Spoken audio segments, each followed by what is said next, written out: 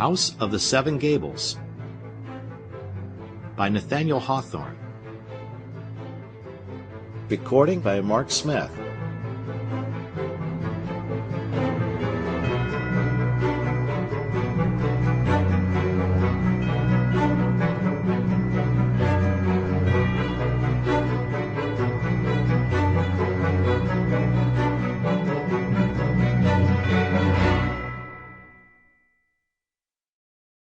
Chapter 1.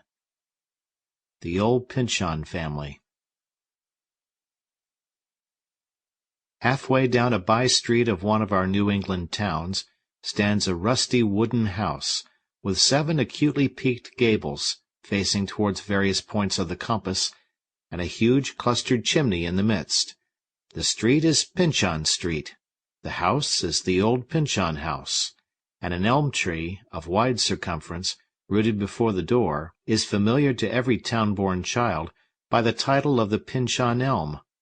On my occasional visits to the town aforesaid, I seldom failed to turn down Pyncheon Street for the sake of passing through the shadow of these 2 antiquities, the great elm tree and the weather-beaten edifice.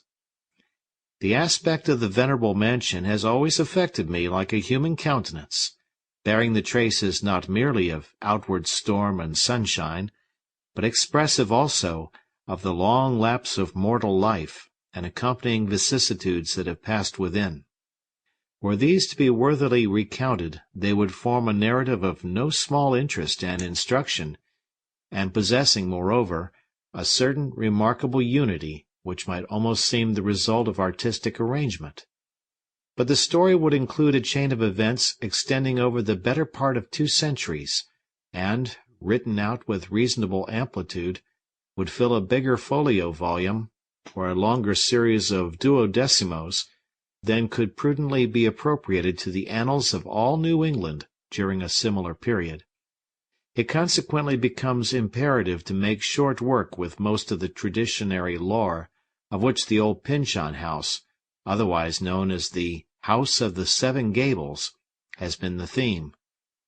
With a brief sketch, therefore, of the circumstances amid which the foundation of the house was laid, and a rapid glance at its quaint exterior, as it grew black in the prevalent east wind, pointing to, here and there, at some spot of more verdant mossiness on its roof and walls, we shall commence the real action of our tale at an epoch not very remote from the present day.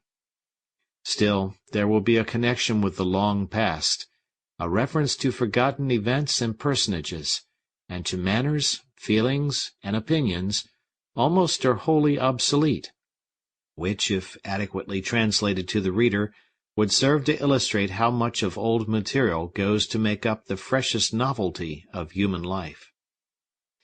Hence, too, might be drawn a weighty lesson from the little-regarded truth, that the act of the passing generation is the germ which may and must produce good or evil fruit in a far distant time, that, together with the seed of the merely temporary crop, which mortals term expediency, they inevitably sow the acorns of a more enduring growth, which may darkly overshadow their posterity.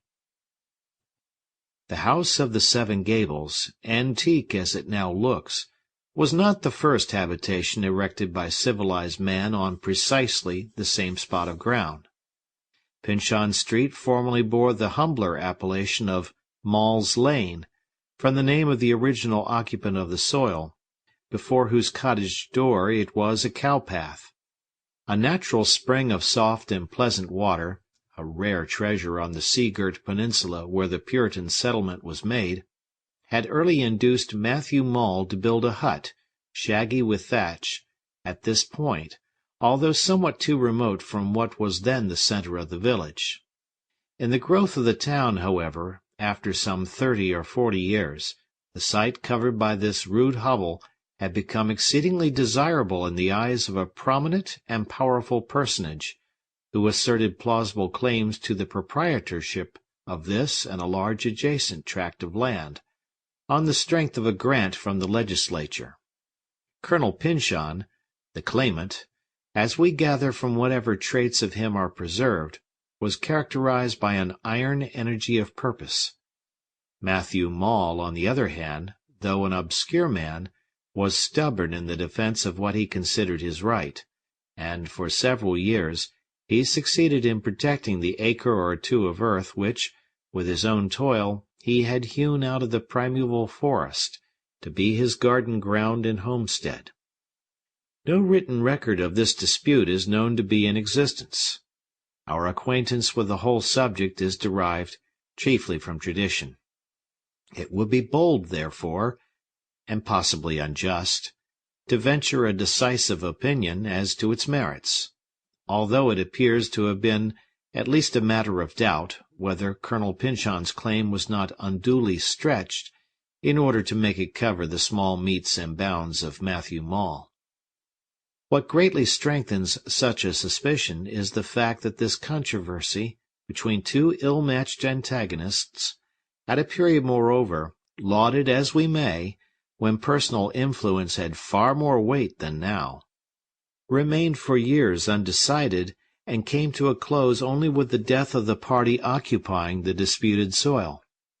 The mode of his death, too, affects the mind differently in our day from what it did a century and a half ago.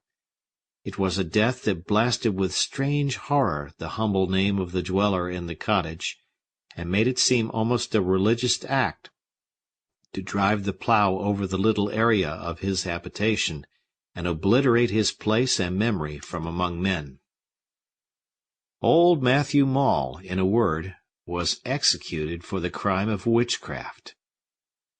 He was one of the martyrs to that terrible delusion which should teach us, among its other morals, that the influential classes, and those that take upon themselves to be leaders of the people, are fully liable to all the passionate error that has ever characterized the maddest mob. Clergymen, judges, statesmen, the wisest, calmest, holiest persons of their day, stood in the inner circle round about the gallows, loudest to applaud the work of blood, latest to confess themselves miserably deceived. If any one part of their proceedings can be said to deserve less blame than another, it was the singular indiscrimination with which they persecuted, not merely the poor and aged, as in former judicial massacres, but people of all ranks, their own equals, brethren, and wives. Amid the disorder of such various ruin, it is not strange that a man of inconsiderable note, like Maule, should have trodden the martyr's path to the hill of execution almost unremarked in the throng of his fellow-sufferers. But in after days, when the frenzy of that hideous epoch had subsided, it was remembered how loudly Colonel Pyncheon had joined in the general cry to purge the land from witchcraft, nor did it fail to be whispered that there was an invidious acrimony in the zeal with which he had sought the condemnation of Matthew Maule. It was well known that the victim had recognized the bitterness of personal enmity in his persecutor's conduct towards him, and that he declared himself hunted to death for his spoil. At the moment of execution, with the halter about his neck, and while Colonel Pyncheon sat on horseback, grimly gazing at the scene, Maule had addressed him from the scaffold, and uttered a prophecy, of which history, as well as fireside tradition, has preserved the very words. "God," said the dying man, pointing his finger with a ghastly look at the undismayed countenance of his enemy, "God will give him blood to drink." After the reputed wizard's death, his humble homestead had fallen an easy spoil into Colonel Pyncheon's grasp. When it was understood, however, that the colonel intended to erect a family mansion spacious, ponderously framed of oaken timber, and calculated to endure for many generations of his posterity over the spot first covered by the log-built hut of Matthew Maule, there was much shaking of the head among the village gossips, without absolutely expressing a doubt whether the stalwart Puritan had acted as a man of conscience and integrity throughout the proceedings which have been sketched. They nevertheless hinted that he was about to build his house over an unquiet grave. His home would include the home of the dead and buried wizard, and would thus afford the ghost of the latter a kind of privilege to haunt its new apartments, and the chambers into which future bridegrooms were to lead their brides, and where children of the Pyncheon blood were to be born. The terror and ugliness of Maule's crime, and the wretchedness of his punishment, would darken the freshly plastered walls, and infect them early with the scent of an old and melancholy house. Why, then, while so much of the soil around him was bestrewn with the virgin forest leaves, why should Colonel Pyncheon prefer a site that had already been accursed? But the Puritan soldier and magistrate was not a man to be turned aside from his well-considered scheme, either by dread of the wizard's ghost, or by flimsy sentimentalities of any kind, however specious. Had he been told of a bad air, it might have moved him somewhat, but he was ready to encounter an evil spirit on his own ground.